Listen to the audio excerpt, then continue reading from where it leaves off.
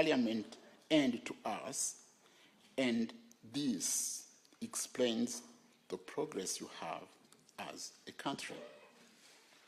On matters of peace, security, and unity, you have done very well by championing homegrown solutions to issues that affect our partner states and the region. For example, we all saw you recently with the Honorable Raila Odinga working side by side with President Museveni, engrossed in deep discussions on how to advance regional peace, enhance freedoms for Kenyans, and work for the common good of our peoples. It is only through such that the pursuit of homegrown solutions, even to the DRC crisis, will make our region an invite to all and will spur development. This serves to portray the EAC mechanism for conflict resolution in high esteem. I want to further thank you for the lead you are taking in promoting world peace by taking the mantle of stabilizing countries that are facing insecurity. It is a good move, but not all the external forces may be happy about it because you have rightly challenged the inaction. You can, however, count on EALA, the EAC, and Africa at large for support, since these efforts renew your commitment to ensuring peace and security for Kenya, the region, Africa, and beyond. On your calls from reforms of the international financial institutions, such as IMF and the World Bank, we are proud to be associated with you with your bold statements calling for reforms to ensure fairness, inclusivity, equity, and equal opportunities for developing nations like those in our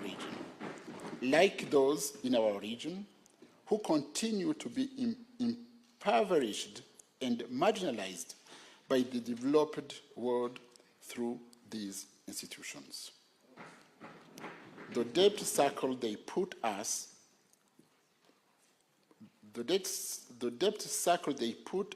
in should end so that we can generate international resources to spur growth on local industries, infrastructure, and economically empower our citizens.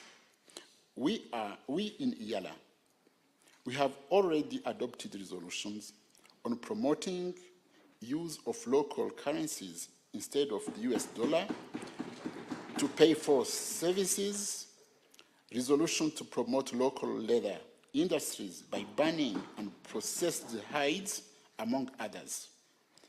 We also associate ourselves with your stand on reforming global action on climate change and the environment, and the leadership you continue to give during global summits.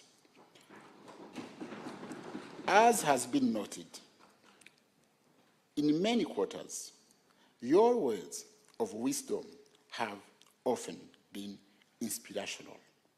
Having said that, and before I invite Your Excellency to address the Assembly, I invite my brother, the chairperson of the East African Community Council of Ministers, to make brief remarks. I thank you all for listening to me.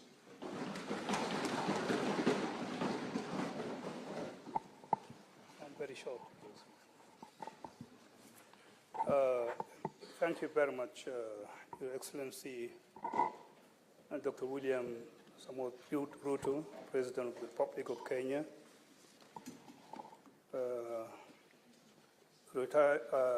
Right Honorable Joseph, Speaker of the East African Legislative Assembly, my colleagues, ministers, and members of the Council,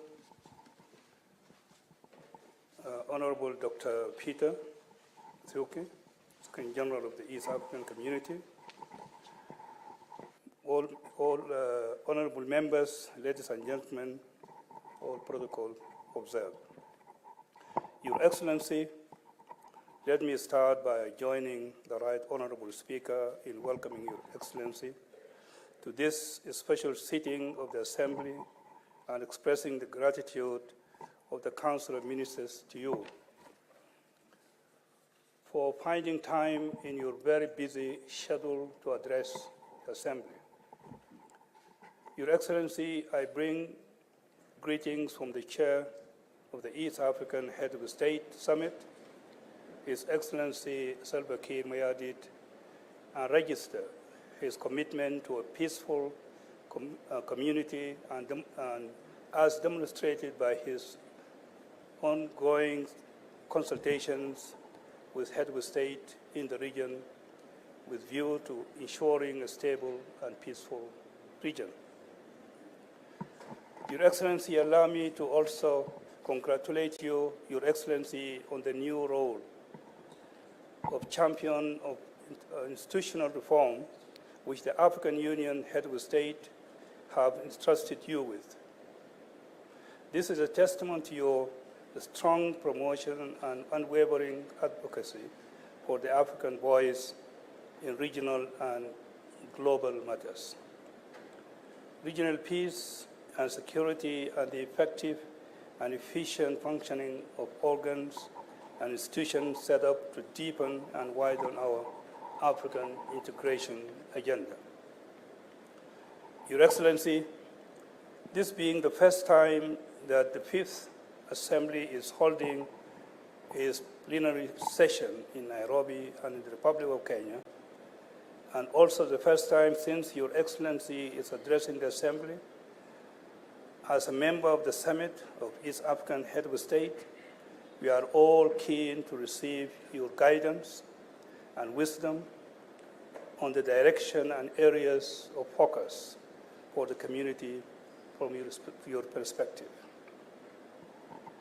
I'm pleased to inform you that in order to foster a unified economic landscape that benefits all partner states, the community continues to rely on the Assembly to enact regional laws that create a more conducive environment for increased trade and investment, through oversight to highlight any inconsistencies and gaps in the trade policies, legal and regulatory frameworks of the partner states, as we look towards the establishment of a functioning and efficient monetary union for the East African community.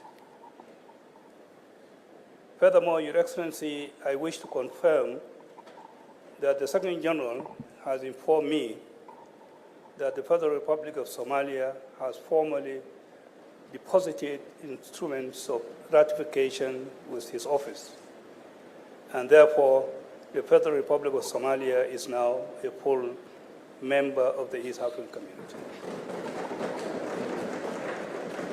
On this note, Your Excellency, I want to thank the Secretary General and his team for this good work done.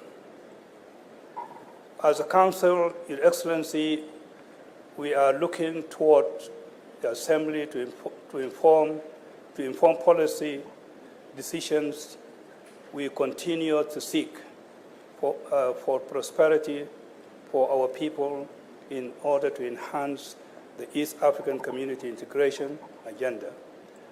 And where necessary, we shall make recommendations and seek the guidance of the East African Summit of State. Your Excellency, as I conclude, we are grateful to the Summit of East African Head of State for adopting a sustainable funding model to stem the financial challenges and community has been facing largely through none or delayed remission of contributions to the budget of the community by partner states. And once again, Your Excellency, I thank Your Excellency for agreeing to address the community through this special sitting of the Fifth Assembly in Nairobi. Thank you very much.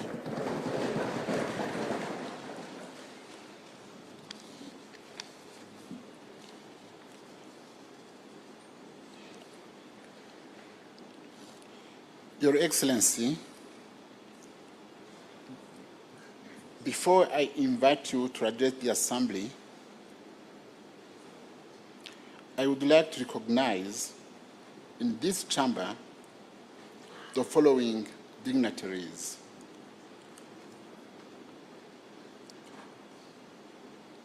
We have the Honorable Musalia Mudavadi, the Prime Cabinet Secretary, Kenya. Please stand up for recognition. Thank you.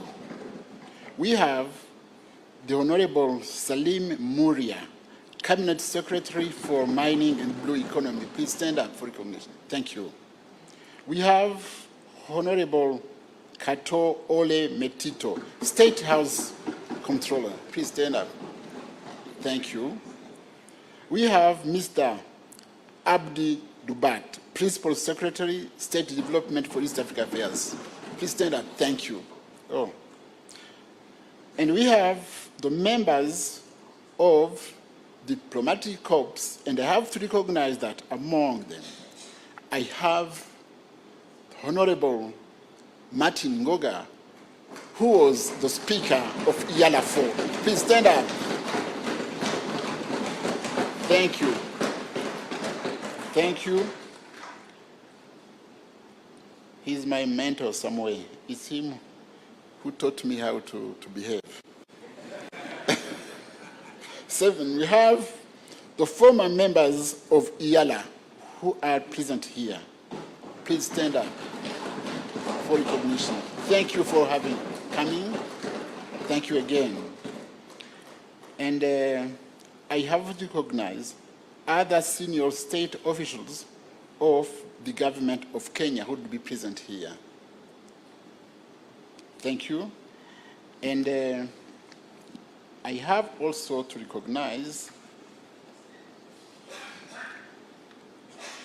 the member of the 4th estate who are there. Please, we should recognize them.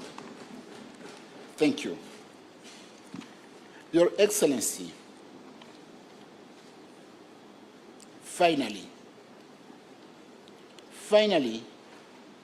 it is with a great pleasure and honor that I all execute my humble duty to welcome you to address us. You are most welcomed, Your Excellency.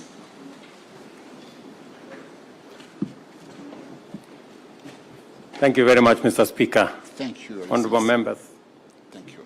you may take your seats.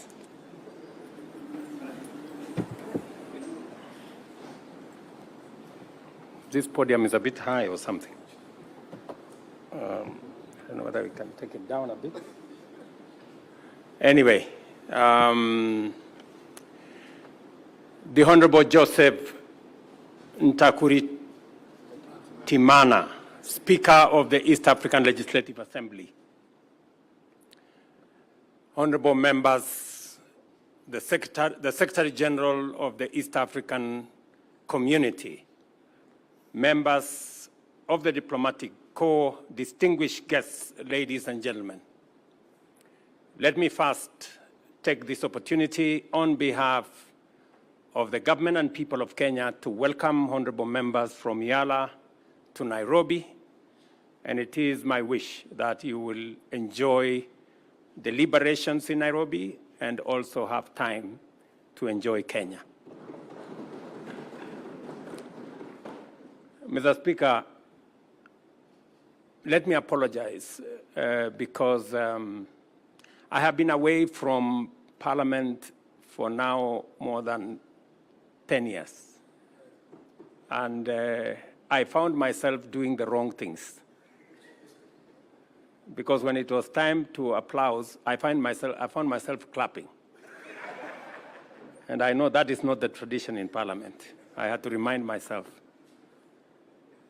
But I am delighted to join this august assembly today to preside over the official opening of the third session of the 5th East African Legislative Assembly, and to have the honor of welcoming you back to our Parliament chambers in Nairobi after 6 years.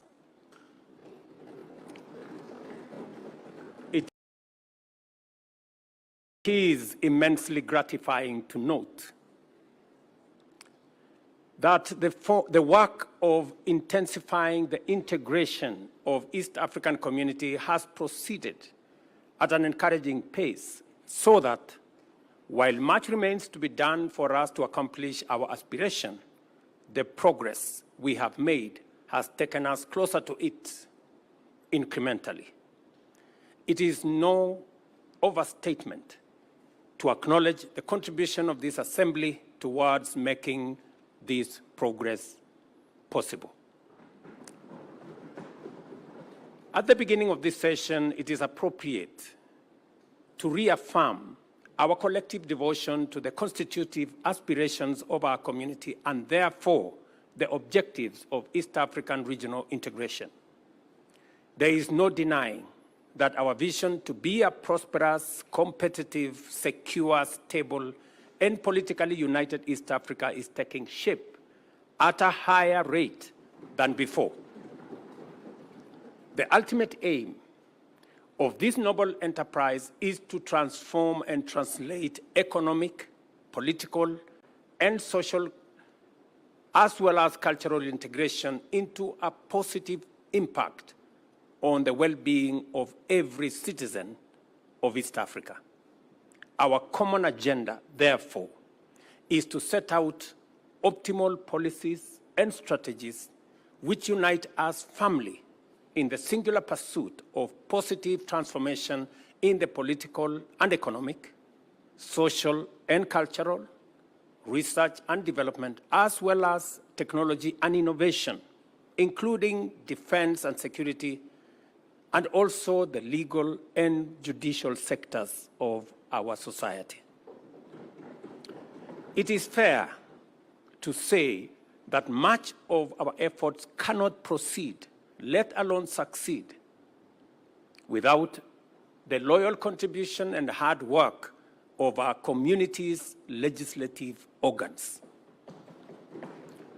This organ of IALA, as well as the respective parliaments. This assembly accentuates the direct linkage between common regional and specific intra-member state policies by performing the vital and simultaneous functions of embedding regional integration agenda at the heart of domestic policymaking, while also ensuring that the EAC represents, articulates, and projects the interests of member states as well as the entire collectivity of our community. Our people's journey to a prosperous, competitive, secure, stable, and politically united East Africa entails the implementation of policies and establishment of institutions under the four well-known pillars of our integration, namely a customs union, a common market, monetary union, and a political federation. The instruments and frameworks needed to bring into operation our semi-autonomous institutions delineate our areas of cooperation and attend to the pillars of integration are promulgated under the exclusive mandate of this assembly, which has demonstrated exemplary dedication to its legislative function, consensus deference to important lessons from the history of our regional integration efforts, and a vigilant commitment to deliver a robust architecture for the successful delivery of an ambitious program of action for our community. by dint of a consistent drive to implement our collective vision for integration, this assembly has enabled us to overcome the shortcomings which rendered the first East Africa community so vulnerable that it ultimately collapsed, and to make significant progress on each pillar of integration, thereby making EAC a resilient, dynamic, progressive region on the threshold of historic transformation.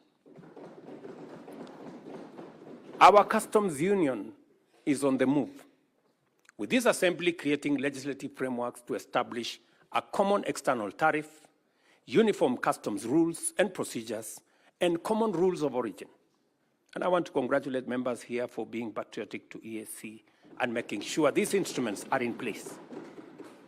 These frameworks also provide for the elimination of non-tariff barriers and the implementation of a single customs territory, one-stop border posts, as well as the facilitation of the development of regional and national trade information portals.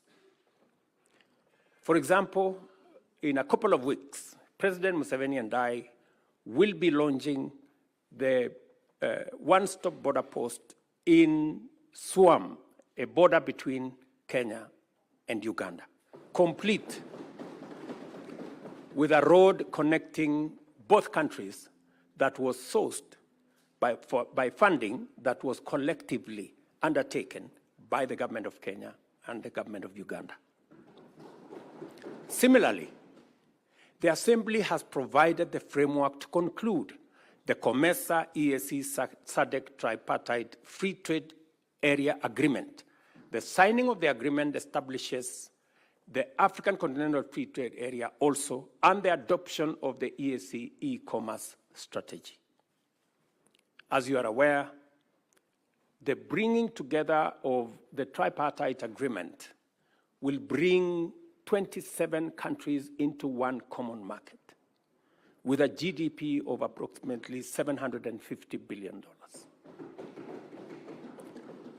That will make it possible for East Africa, parts of North Africa, and the whole of South Africa to trade together and to eliminate trade barriers that consistently stand in the way in our quest to enhance and expand business, trade, enterprise in our region.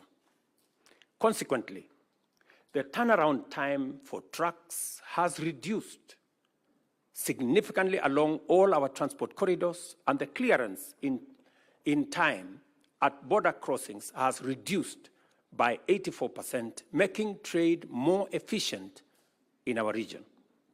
This is why intra-EAC trade holds the highest position among trading blocs in our continent at 25%. With a combined GDP of US dollars 350 billion, a population of approximately 350 million, and an expansive area of 5 million square kilometers, the EAC member states are an attractive investment destination. East African Community total trade in 2022 stood at US dollars 74 billion. The same year, Africa accounted for 44% and 25% of EAC's total exports and imports, respectively.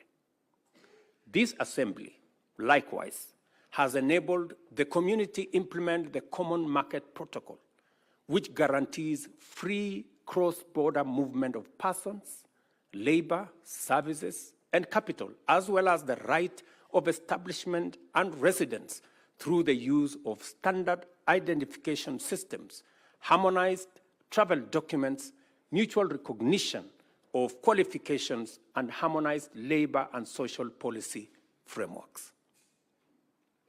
The EAC e-passport is now internationally recognized, while several member states now permit citizens to travel using the national identity cards. Visa fees for cross-border movements have mostly been eliminated, and cross-border communities now enjoy free movement.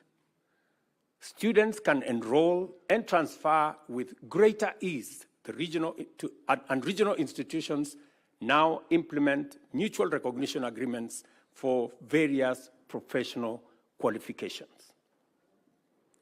To actualize the East African Monetary Union by 2031, because that's our aspiration, this assembly must provide the necessary framework to anchor the full implementation of the customs union and common market protocols, especially through the establishment of vital organizations such as the Monetary Institute, Bureau of Statistics, Financial Services, as well as the Surveillance and Enforcement Commissions.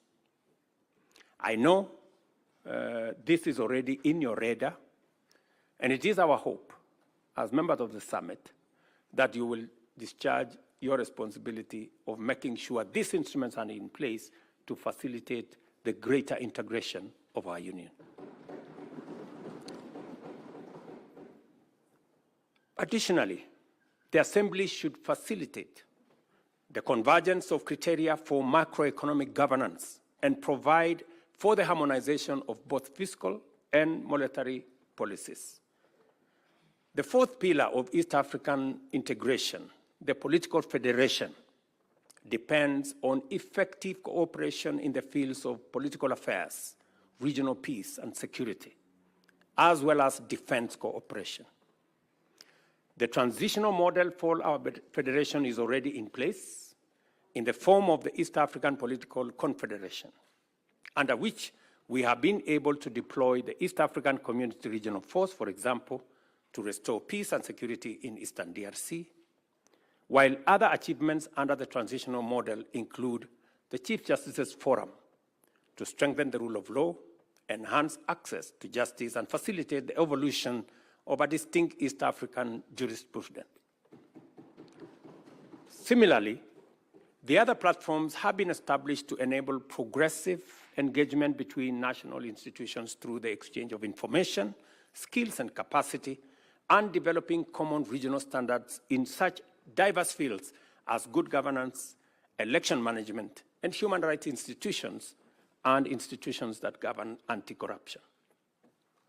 We now have in place protocols on defense, as well as peace and security, together with the EAC Mutual Defense Pact, the EAC Early Warning Mechanism, Protocol on Combating Illegal Drug Trafficking, and EAC Interreligious Council, and a framework for conducting public participation on the establishment of the political federation, which has already been concluded in Kenya, in Uganda, and in Burundi.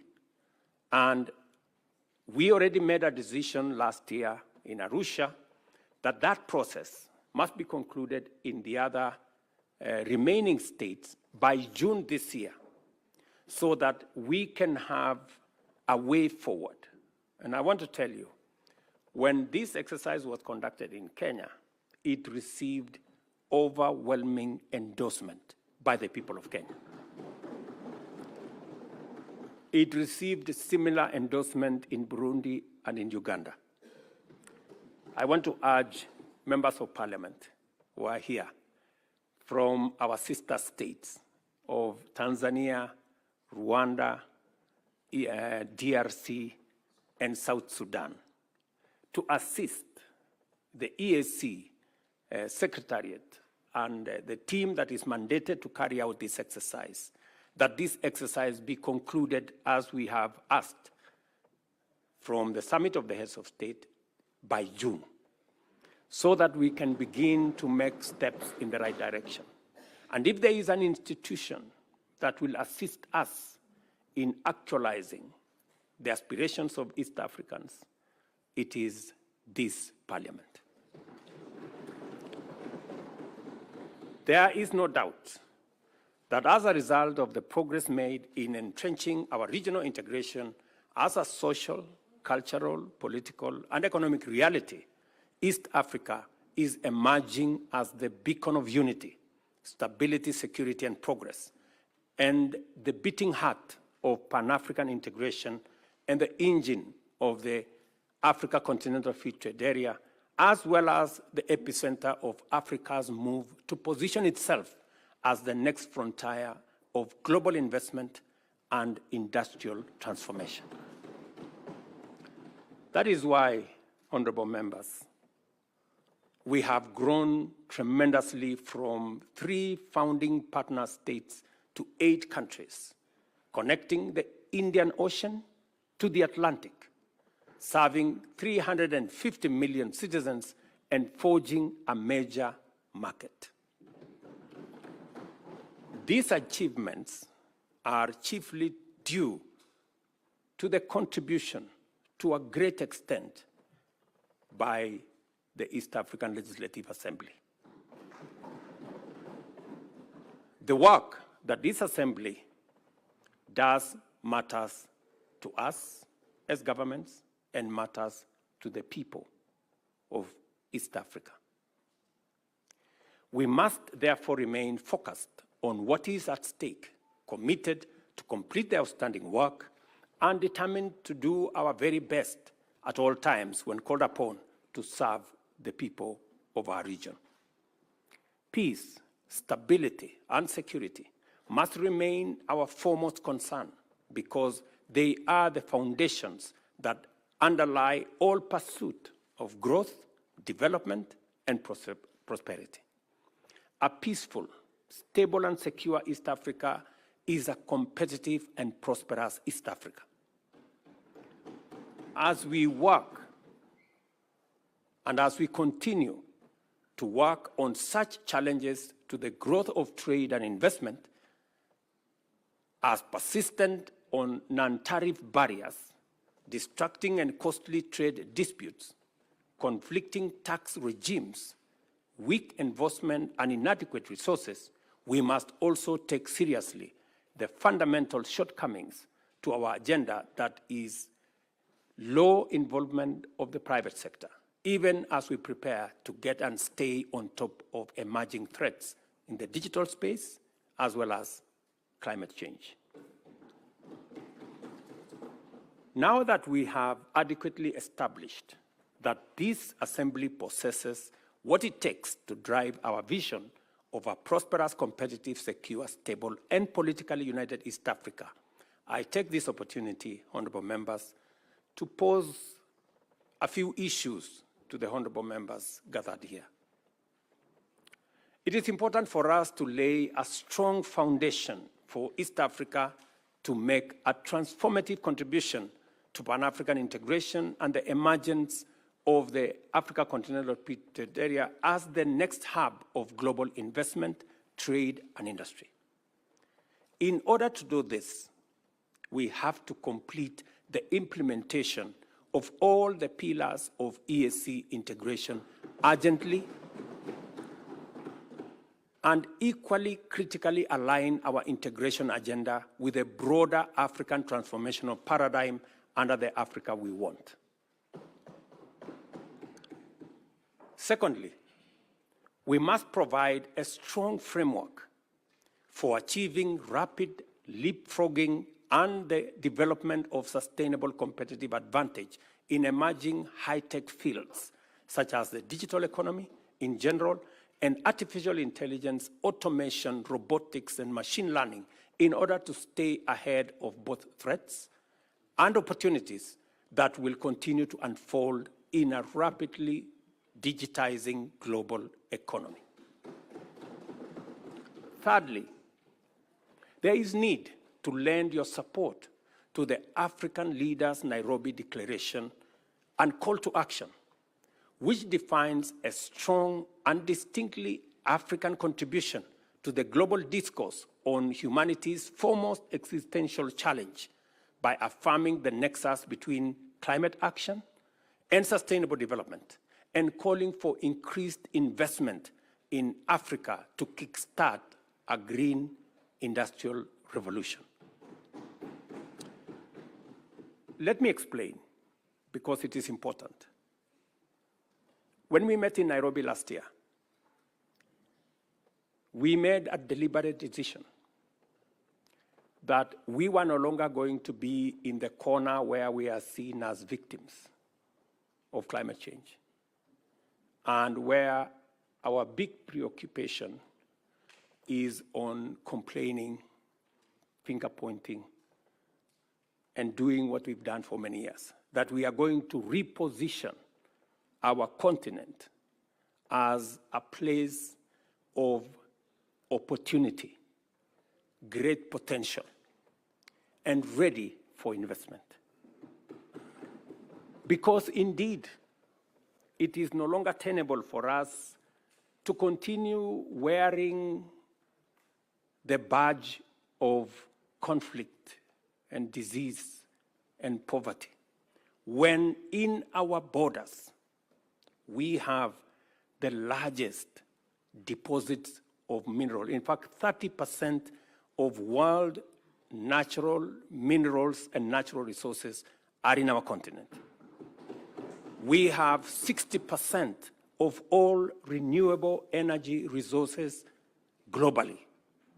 We have 1.4 billion people market.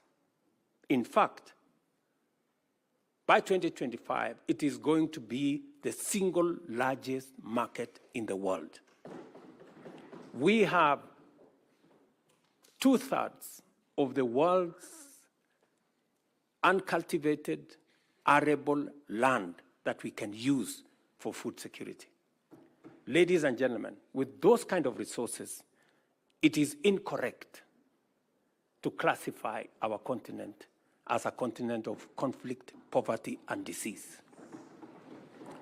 In fact, as one Nigerian great philosopher said,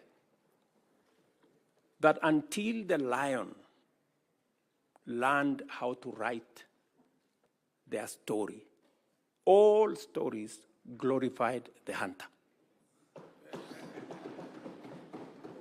So it is time for us to write our own story. And our own story is not about disease, it's not about conflict, it's not about poverty. It is about great potential that we have. It is about the opportunities that we have. It is about the investment that is awaiting, and position our continent as the only place where the next industrial revolution is going to happen. And therefore, it is important for you as legislators from EAC to appropriate this position so that together we can push a new narrative for our continent.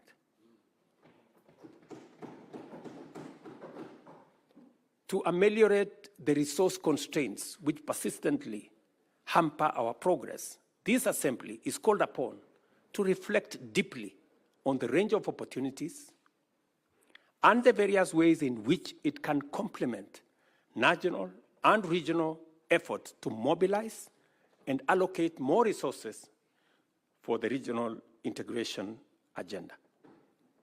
And as you do that, you must have in sharp focus what we are doing in EAC and how we can complement what we are doing as a continent.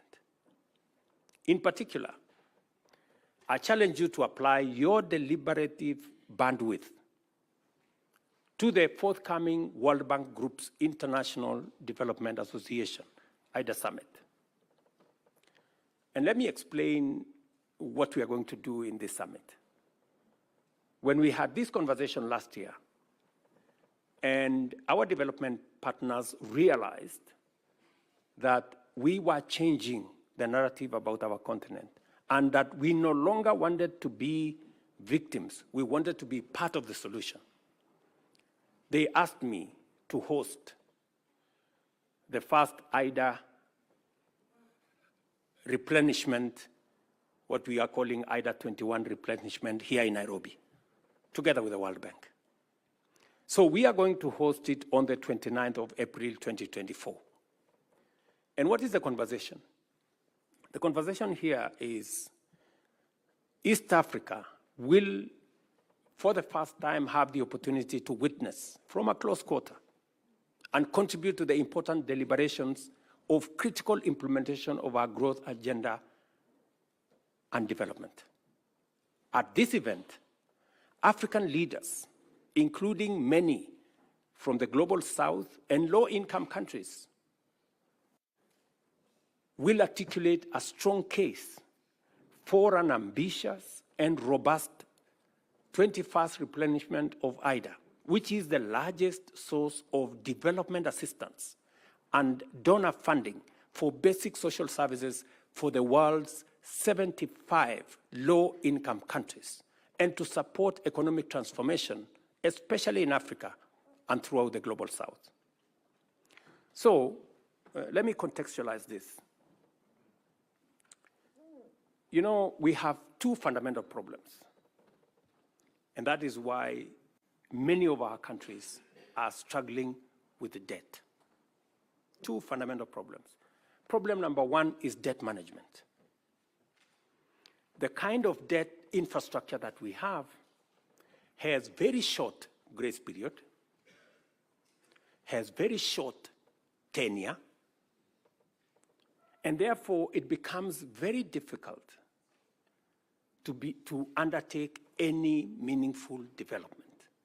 Our position is that we should increase the grace period for money borrowed for development, not 3 years, maybe 10 years. We should increase the tenure of debt for development resources, not 15 years, but maybe between 40 and 50 years. That way, when you mobilize resources for development, you have adequate time to be able to undertake that development without the constraints of having to repay this debt. That is number one. Number two, the other problem that we have in the whole of financing development is what we are calling responsible sovereign lending. What do we mean by that? We're saying it is no longer tenable for us to have this big animal called credit rating, where countries using arbitrary formula are rated here, and if you don't do certain things, you are taken down, and as you are taken down, you pay more interest. It is also, we need to have a conversation about credit rating agencies, and we need to have a conversation about risk assessment. Because there is perceived risk that becomes larger than real risk. And that perceived risk is pushed by certain quotas to make Africa uncompetitive. And that is the reason why, while others are accessing development resources at 1 or 2%, most African countries are accessing development resources in markets at between 10 and 15%. Explain to me, honorable members, if one set of countries are accessing development resources at 1, 2%, and another is accessing between 10 and 15%, is it realistically possible for us to grow at the same rate? No. This is the conversation we must have. You know? And we must remove this arbitrary unfairness. You know, this arbitrary unfairness from global financing. And that is why we are saying we must have a thorough conversation about the reform of multilateral development banks and the whole international financial architecture as a whole. When we started this debate a year ago, we looked like mad people. But I promise you, today, in every meeting, everybody has come to the conclusion that there is a problem with the architecture of international financing. And the conversation is no longer if, the conversation is when are we and how are we going to reform it. And that is why it is important for institutions like the East Africa Legislative Assembly to apply itself, apply your mind to what kind of contribution are you going to make in this reform that is going to make our economies access development financing. It is the only way we can make meaning to our development. The last IDA replenishment, for example, in 2021 raised US dollars 91 billion, which was disbursed to eligible beneficiary countries over a period of 3 years. The Kenya Summit that we are holding in April aims to highlight to donors and other development partners critical priority target areas of development financing in Africa and in our region, make the case for a significantly higher level of financing in either 21 cycle, and support East African countries to effectively address development challenges and exploit the huge opportunities that we have in our region. This is the candid conversation we're going to have. And I am very confident that the fact that World Bank accepted that this was a necessary exercise confirms to us that somebody somewhere is listening to what we are saying. You know? And our position is, it is not going to be done until it is done. Yes. I have invited my fellow heads of state and government to participate in this highly important platform. Being confident of this Assembly's capacity to facilitate transformative interventions, I urge you, honorable members, to join this course and formulate your contributions to this endeavor with urgency. Give some imagination, put in it some ambition, so that together we can push an agenda that is going to support all our economies. I am highly obliged to you, Honorable Speaker, for inviting me to address this Assembly. I do not take your consideration for granted, and I believe we're going to have a discourse that is going to be beneficial for all our countries. I wish you all, honorable members, productive engagements, insightful debates, and fruitful deliberations as you usher in the third session of this Assembly. Feel at home while you are in Kenya. It's called magical Kenya, the home of all humankind. And I urge Honorable Omar Hassan, Chair of the Kenyan chapter of the Assembly, to use this session to introduce you to the warmth and hospitality of our country.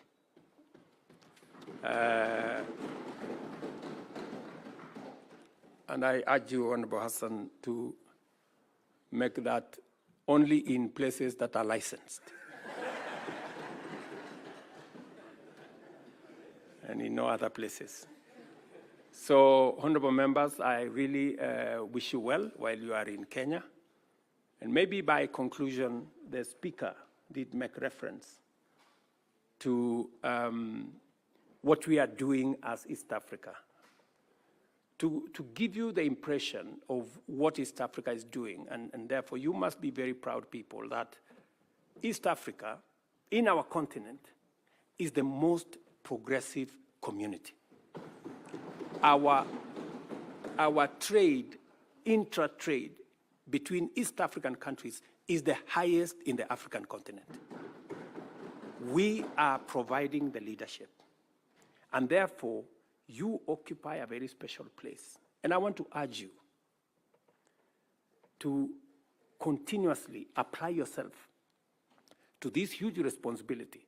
You are not only doing this for East African citizens, you are trailblazing for the continent of Africa. So continue with diligence, but also a pace to make sure that you help us move the continent together.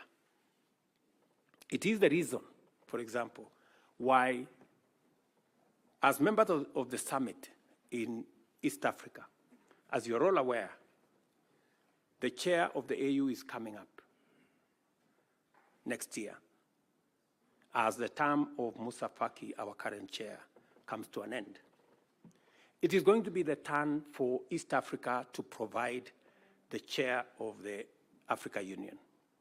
We have sat down in the spirit of the East African community. We have consulted as heads of state from the East African community together, and we have agreed to sponsor one candidate as East Africans.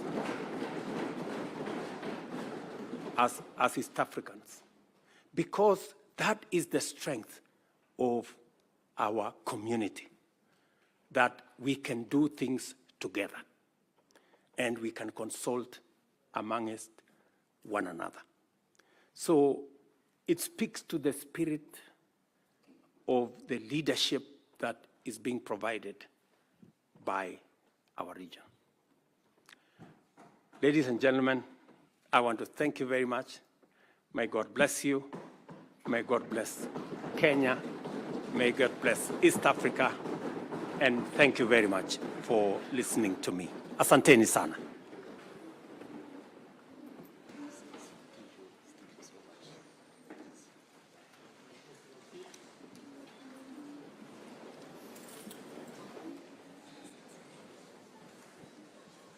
We move to order number 6,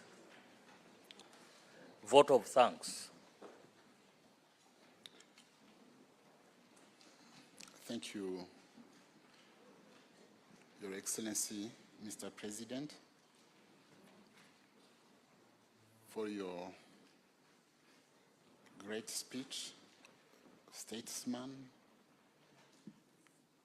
We have learned, and as members of East African community, we'll have to implement many of your guidances. Now it's time for Honorable Paul Mwasa Musamali to move a vote of thanks. Honorable members, we shall have the opportunity to debate this great speech, this presidential speech, and we will do it when it will still be fresh in our memories. It will be done tomorrow morning, the whole day. From morning till the end, we'll be debating this great speech. So, Honorable Musamali, you have the floor.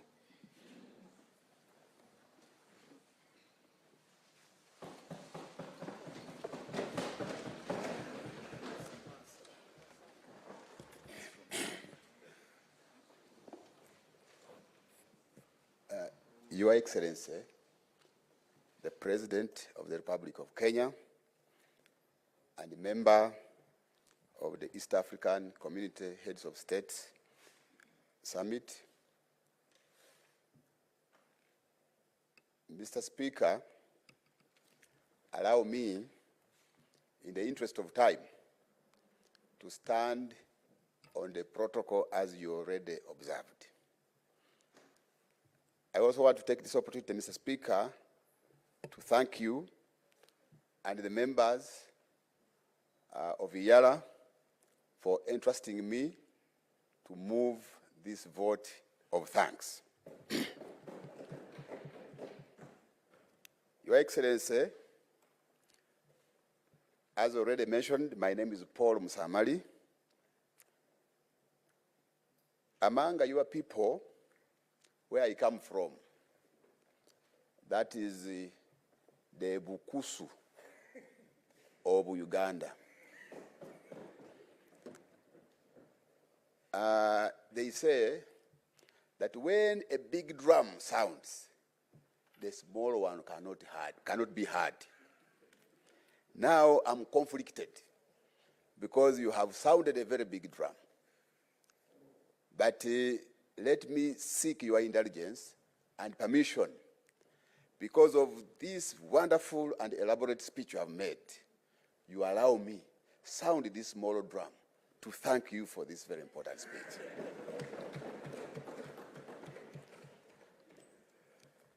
Your Excellency, I want to take this opportunity again, on behalf of IALA members, to congratulate you upon your election to that office of President of Kenya. Because this is the first time we are meeting since you are elected, Your Excellency. I also want to take this opportunity, Your Excellency, to thank you for the work you have been doing in the service of the people of Kenya and the people of East Africa. We also want to take this opportunity, Your Excellency, to thank you for the statesmanship you have demonstrated in the service of the people of Kenya and in the service of the people of East Africa and the humanity at large. Your Excellency, it was already mentioned by the Right Honorable Speaker, we are very happy when we see you having or taking on efforts to ensure the unity of the people of Uganda, of Kenya, and the people of East Africa, and Africa in general, Your Excellency. We were happy, in particular, when we saw you with President Yoweri Museveni and the Right Honorable Raila Odinga in Uganda. Incidentally, you were all armed with sticks. But you did not harm each other.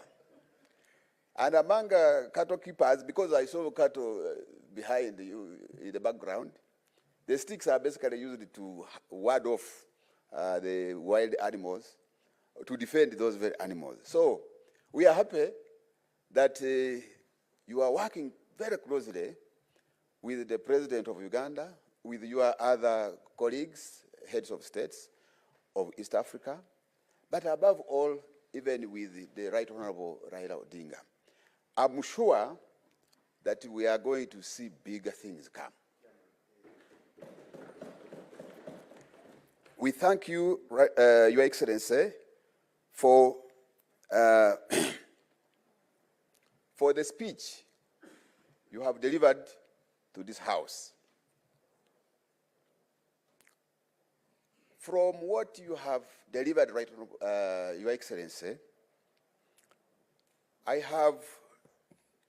I made some few notes, but I have come to understand that the integration of the East African community in particular, and Africa in general, a matter of necessity. Because this is about our lives as the East African people and as the African people. As you may all be aware, honorable members and the public, Africa, just like the president has put it, we have been victims of circumstances. And some of the things were not the ones responsible. You are all aware, the African people were traded as slaves. We were herded as goods, as if we were cattle, into the markets. They were calling them slave markets. Time came when the African people, we were divided. And that's why you see me, I'm the other side, and then the Right Honorable Wetangula is this side. We were divided as if they were dividing a loaf of bread. We were not responsible for that. Again, as we fought, because colonialism was physical, these colonialists withdrew. But as you are aware, they have come back in the form of neo-colonialism. In fact, this time, they are now controlling us both physically and virtually. They are there smartly, they are now controlling us. Your Excellency, that is a serious threat to the African people, and it is therefore our responsibility for those of us in the leadership of Africa to ensure that we insulate Africa against these disruptive forces, Your Excellency. You have just given a number of examples, but let me just bring out two. The very last points you mentioned about debt management and responsible sovereign lending, right, Your Excellency. These are part of the disruptive forces. It is therefore our responsibility either to stand up, to be counted, or we again be hardened like they did before. Your Excellency, we have three points here which I want to bring to your attention. That for us to achieve our integration agenda, in fact, our mission and vision rotates around deepening cooperation and widening, deepening integration and widening cooperation. But it will take us to sacrifice if we are to achieve our integration agenda. Your Excellency, I want to bring to your attention three issues in as far as the integration agenda of East Africa is concerned. And you have talked about them. But while you are addressing us, you again gave us an assignment that can someone summarize what you have said? The blood started flowing very fast from my head to the toes because I had been asked to move a vote of thanks. I said, now, am I not going to have a retake in this assignment? But let me put it right on, Your Excellency. In East Africa, so far as noted, we have made tremendous achievements. But if it were a child, we haven't started even crawling. This child is just starting to sit, and that's where East Africa is. One of the challenges which we have, right, Your Excellency and Honorable Speaker, is about funding to the community. Funding to the community. Your Excellency, I'm now serving my second and last term in Yara. For us, we have only 2 terms, if you are likely to be re-elected. When we joined in 2017, each partner state was contributing $8.3 million to the community. Now, as we talk, and even that money is not enough. As you are aware, some countries will pay on time, and others will pay later, and others will start again demanding them after 2 or 3 years to pay. So meaning that even in the community budget is affected by the funding mechanism. But I want to take this opportunity, Your Excellency, to thank the Republic of Kenya and to thank you, Your Excellency, because Kenya has always been at the forefront in terms of funding, disbursement of the funds to the community. As we talk now, Kenya has already contributed 100% of its share, right, Your Excellency. So we thank you, but as we talk, this money has come down from 8.3 about 6 years ago to 7.8 million, 7.3 million. Now, Your Excellency, are we going ahead or we are driving in reverse? Because as we talk, we are even having more institutions and organs being created. And you have just tasked us here to ensure that those laws for fast-tracking the monetary union, we are able to do them. And in those laws, they are supposed to create institutions, for your information. Now, we are reducing the budget. Now, Your Excellency, what we want to bring to your attention as a member of the summit is that reconsider. We are aware that there is a sustainable funding mechanism that has been proposed, but still when you analyze it very well, it is just looking at how to generate the 7.3 million to go to East Africa, but not to increase. So we are requesting that you reconsider this position to increase funding to the community, such that you are able to be facilitated, the organs and institutions are able to be facilitated well to promote the integration agenda, Your Excellency. So we request that you escalate this to your colleagues, and we are sure if you prioritize East Africa, you have just told us, we shall have an expanded market, and where there is market, there will be production, and where there is production, there will be investment, and therefore employment. All these hustlers of yours, where you also belong, will be absorbed, Your Excellency.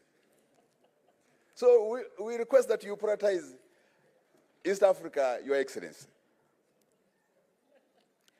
Number two, I told you that we have three. One is about funding. Number two, this one is even yours. You are a champion of reforms. You have championed reforms. You are championing reforms at the UN, at the African Union, at the World Bank. Now, to mention it, but what? A few. Now, what happens to East Africa? Your Excellency, we are requesting that you champion reforms also in EAC.